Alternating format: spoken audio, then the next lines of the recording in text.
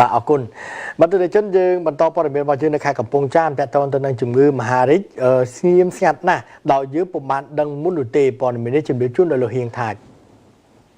លោកជំទាវអវណ្ឌិនរដ្ឋលេខាធិការក្រសួងសុខាភិបាលមានប្រសាសន៍ថាចំពោះអ្នកដែលមានធនធានក្រនបើបែរជាធ្លាក់ខ្លួនក្រដោយសារតែឃាតករមហារីកហើយជំងឺមហារីកនេះគឺស្ងៀមស្ងាត់ណាស់ដោយយើងពុំបានដឹងមុននោះទេ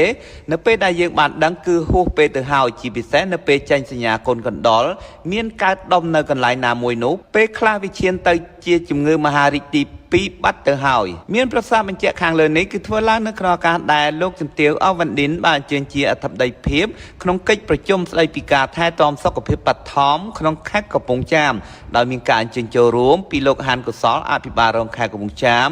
ឯកឧត្តមវិជ្ជបណ្ឌិតគឹមសុភិរុនប្រធានមន្ត្រីសុខាភិបាលនៃរដ្ឋបាលខេត្តកំពង់ចាមអាជ្ញាធរពាក់ព័ន្ធនិងមន្ត្រីរាជការសុខាភិបាលជាច្រើនអ្នកដែលពិធីនេះបានធ្វើឡើងនៅសាលាខេត្តកំពង់ចាមនៅថ្ងៃទី7ខែឧសភា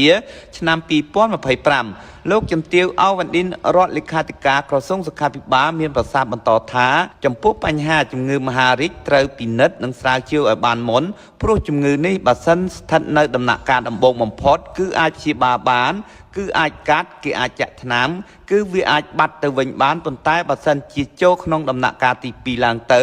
គឺលូអស់ទាំងផ្ទះទាំងដីពោលគឺយ៉ាងច្រើនពន្យាពេលក្នុងការរស់នៅបាន1ឆ្នាំឬ2ឆ្នាំប៉ុណ្ណោះជាមួយគ្នានេះលោកជំទាវបានប្រាំផ្ញើដល់ក្រុមការងារថ្នាក់ខេត្តស្រុកឃុំសង្កាត់ដែលជាក្រុមការងារការថែទាំសុខភាពបឋមត្រូវបន្តយកចិត្តទុកដាក់និងអនុវត្តនិងដំណើរការទៅដោយរលូនជាងនេះទៅទៀតត្រូវចូលរួមផ្សព្វផ្សាយការថែទាំអក្ខរកម្មសុខភាពសិស្សនៅតាមសាលារៀនតាមរយៈយុវជនកាកបាទក្រហមនិងនៅតាមវត្តអារាមជាដើមឆ្លៀតនៅក្នុងឱកាសនេះដែរក្នុងនាមឯកឧត្តមវិជ្ជបណ្ឌិតគឹមសុវិរុនប្រធានមន្ត្រីសុខាភិបាលខេត្តកំពង់ចាមបានបញ្ជាក់ថា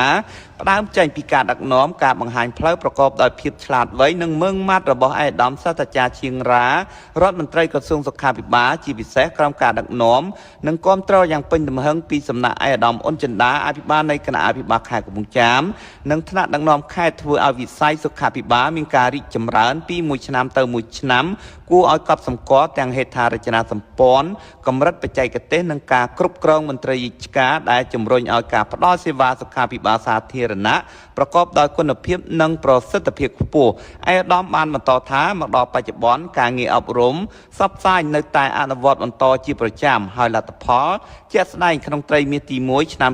2025នេះឃើញថាប្រជាពលរដ្ឋមានការភ្ញាក់រលឹកចូលរួមក្នុងសកម្មភាពក្របខ័ណ្ឌអនុវត្តការជំរុញបង្កើនការថែទាំសុខភាពបឋមបានច្រើនគួរឲ្យកត់សម្គាល់ទស្សនិកជន